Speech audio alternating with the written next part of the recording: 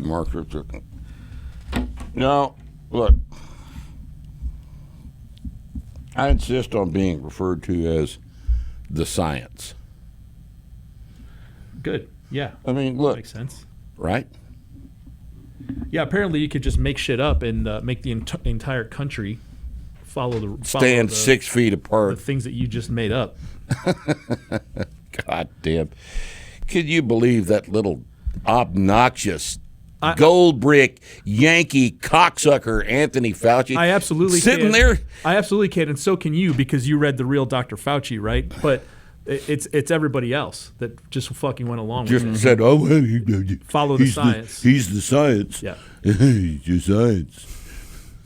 Yeah. God, I remember. Like Greta Thunberg or Thunberg or however the little bitch pronounces her name. The science.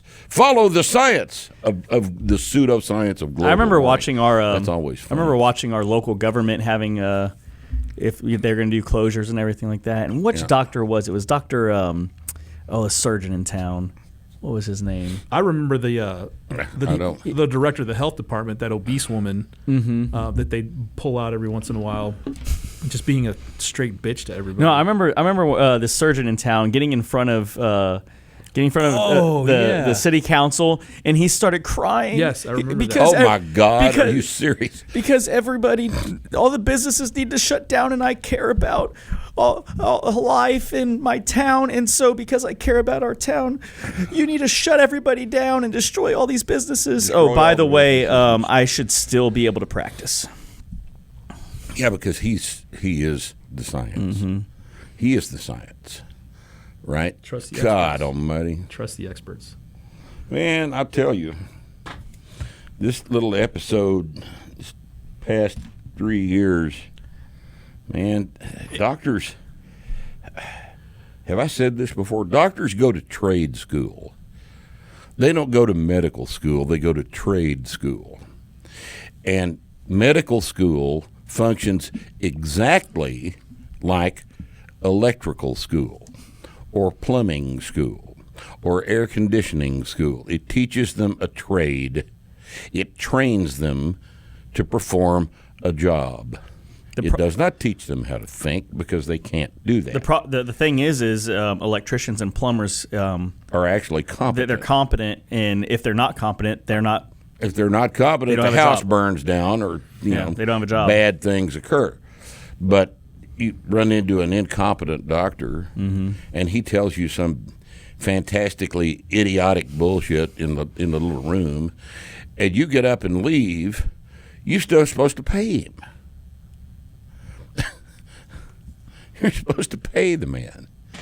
Oh, it's just absolutely amazing. Dr. Fauci. And even if you want to believe In that, his even if you want to believe his bullshit about, well, you know, it was the best we had at the time and blah blah blah, all this shit. Because there are people who will believe that and want to listen to that shit, but then all you got to look at is the kickbacks and royalties. Mm-hmm. This is. Does that not tell you the entire situation? These people are salesmen for Pfizer. That's all. That's their primary function, is to sell pharmaceuticals for pharmaceutical manufacturers. And that's their job. Let's also not forget about Fauci. He is responsible for COVID-19. He was pushing gain of function. Yeah. And he was caught red-handed, and nothing was done to him. Nothing was done to him. Everybody knows what happened at this point, and that fucker is still walking around loose. And if he's walking around on Long Island loose somewhere right now. It's just amazing. If he wants to argue that it's just common practice, which it very well might be, which is fucked up anyway, but still, if there's just standard ethics would tell you that if there's an emergency youth authorization, you shouldn't be allowed to get any fucking royalties. Mm-hmm.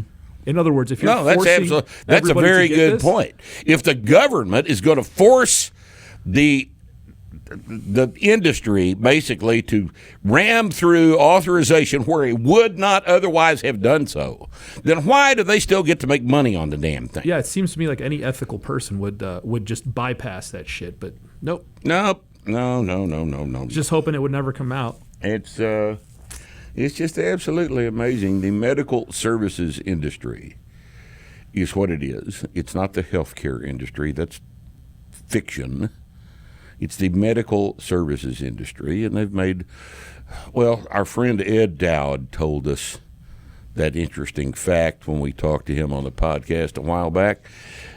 The most profitable product in the history of Western civilization has been the Pfizer vaccine. Now that's a fascinating thing, isn't it? All right, now I don't watch television, all right?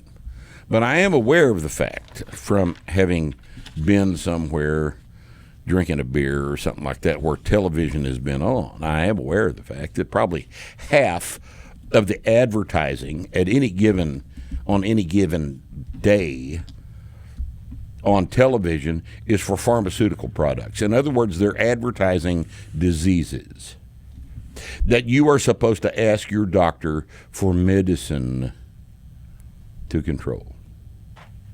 They've fixed this up.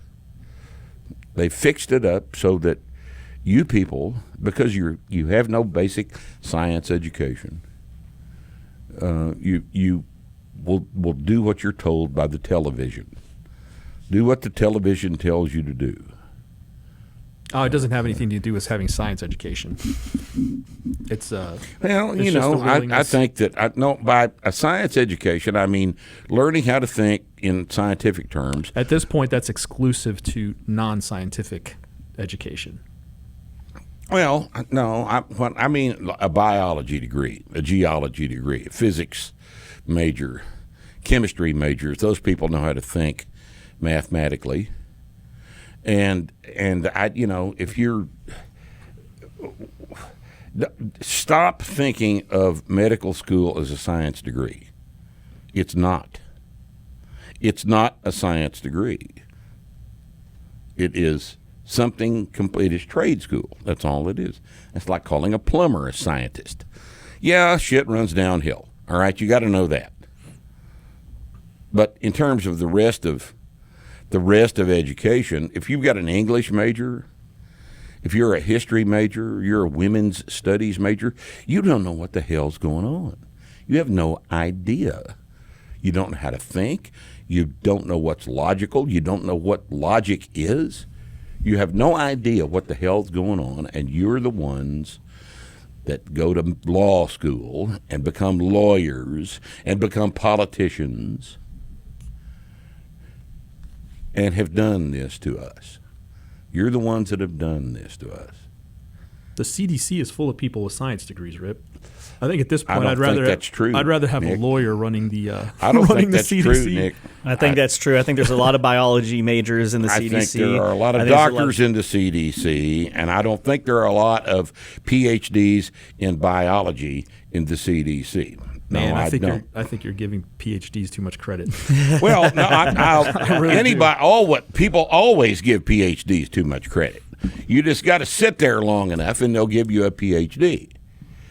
But my point is that most of the CDC and the NIH and all these other alphabet agencies in the federal government that have to do with the medical services industry they're not hard science majors. They're MDs or some associated kind of a thing like that. They went to trade school. They went to the trade school that teaches you how to prescribe drugs manufactured by Pfizer. And, you know, that's fine. I mean, Pfizer's got to eat too, right? But the problem is not that. The problem is that people, without any hesitation whatsoever, put on the mask. Yeah, all that's fine. It's the mandates that are a problem. The mandates are the problem. How many people during those 2 years, in 2020, late 2021, early 2022, watched their relatives die through an 8x8 glass window in the door in a hospital? A lot of them, and not Because enough of them Anthony were pissed. Not enough of them were pissed off about it. No, they just, they said, well, that's just, those are the rules. Those are the rules. Now, where'd the rules come from? Fauci made him up. Dr. Anthony He Fauci. fucking made him up. He just pulled him out of his ass. Join us this next podcast, this next Friday. On Starting Strength Radio, we're having one of our famous call-in Q&As where you, the listening public, call us, the most intelligent people in the entire fitness industry. And you ask us your questions, which are always beneath our contempt. But we behave ourselves and treat you like a serious human being. Hell, we may be the only people that do that in your whole week, you know. But, you know, these are always fun, so join us this coming Friday for Q&A call-in on Starting Strength Radio.